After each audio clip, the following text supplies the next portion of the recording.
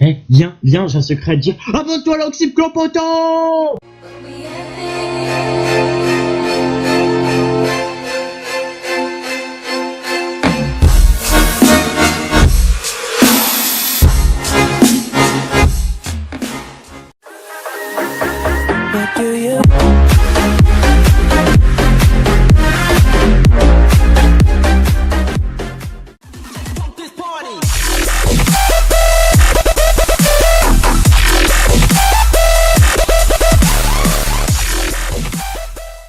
Yo tout le monde, Super Black aujourd'hui pour la toute première vraie vidéo de la Oxyclan. Donc aujourd'hui pour savoir s'il faut mieux acheter Battlefield 1 ou Call of Duty Infinite Warfare.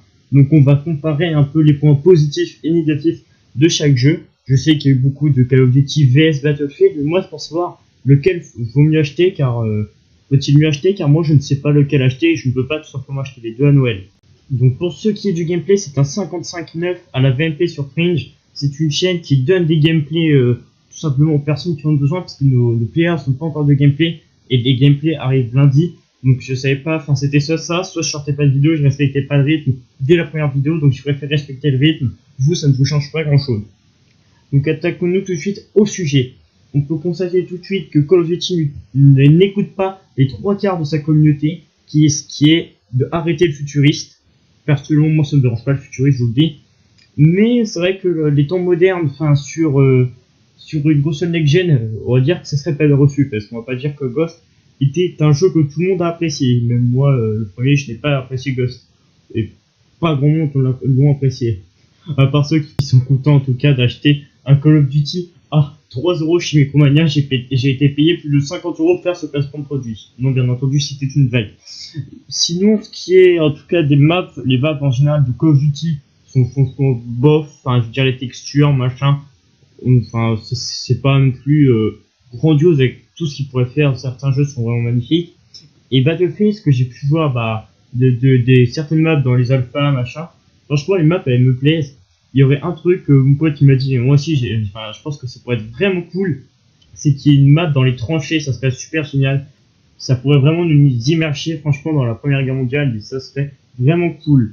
Donc sinon, ce qui est de la communauté, on va pas se cacher, la communauté de Black Ops 3 et de Call of Duty en général est assez pupute, contrairement à celle de Battlefield. Tout simplement que Battlefield, il n'y a pas des kikous de 6 ans qui jouent quoi. Après je dis pas que à 6 ans on est un kikou, mais enfin il y a très peu de personnes matures à 6 ans en tout cas.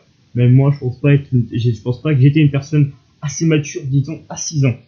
Donc ce qui est du trailer de la campagne, et enfin le premier trailer sorti, on va dire que le trailer de Battlefield a été plutôt reçu, je pense.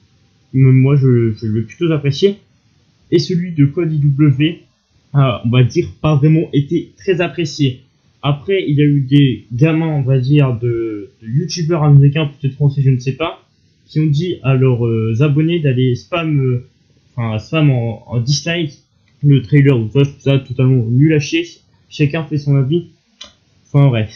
Donc sinon, ce qui est pour de Code IW et Code 4 masterisé, c'est que le bruit d'armes, un bruit chelou du pistolet à billes ou je sais pas quoi, mais en gros c'est un bruit de merde.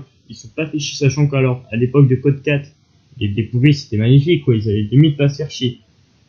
Et aussi il y a une feed de merde de Advanced Warfare, perso je l'ai pas aimé, ça fait à moitié feed de free to play, et le fait qu'il y ait une barre de santé c'est pareil, ça fait free to play. Wow, si c'est que ça, enfin on a un peu l'habitude du free to play maintenant avec Call of Duty, avec toutes les arnaques à payer après avoir payé déjà le jeu. Donc moi en tout cas j'ai envie de dire à Activision, si on a l'impression que vous avez envie de faire un nouveau free to play, donc si vous voulez vraiment faire un free to play, mettez-le gratuit, parce que c'est le principe de la free to play quand même. Donc voilà, c'était mon avis en tout cas sur les prochains jeux.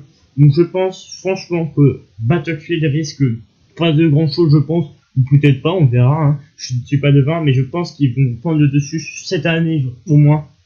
Le dessus niveau vente par rapport à Call of Duty. Personnellement, j'hésite quand même toujours, mais étant fan de la licence Call of Duty, on va rester, personnellement, je vais rester, je pense, sur Call of Duty. Donc voilà, c'était tout pour cette petite vidéo. J'espère qu'elle vous aura plu. C'était Spike Black, votre leader de la Oxyclan. Sur ce, je vous souhaite une bonne nuit, un bon appétit et une bonne journée. Allez, ciao les gens.